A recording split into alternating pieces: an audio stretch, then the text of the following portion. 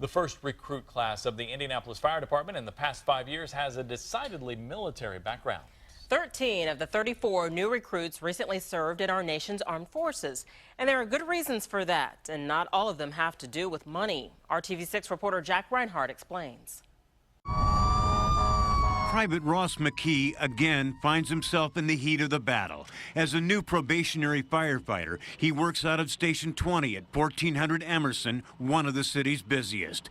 But in his other job, he is Captain Ross McKee, a National Guardsman who just a short time ago was deployed to Iraq, guarding convoys and searching the roadside for improvised explosive devices.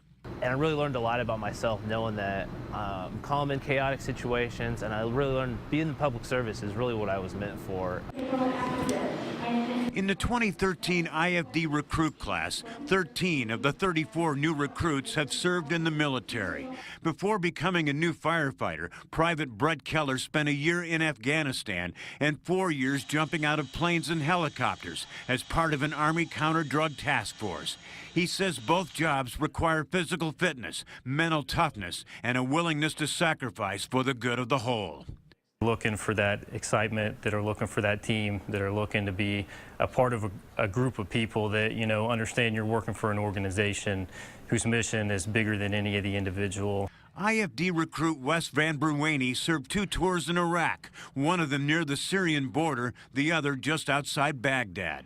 Just like here in the firehouse, we stood ready with a team ready to go anytime somebody got in trouble. So you were on call. You had your stuff on your truck, your weapon on you, and just if you got the call, you hopped in, you went, and you reacted to whatever, the call was.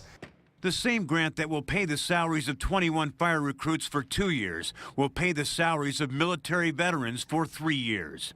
One of the lucky ones that got hired on, and I won the job lottery, and I've finally been able to make a good career for the rest of my life, and so it's a job to be I can be proud of. The fire department's military, having served our country, now standing watch in our community.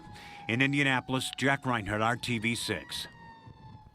And the money paying for the salaries of the 34 new recruits comes from a SAFER grant, which stands for Staffing for Adequate Fire and Emergency Response. It will help the fire department cut back on $5 million in overtime expenses to maintain minimum staffing levels on fire equipment.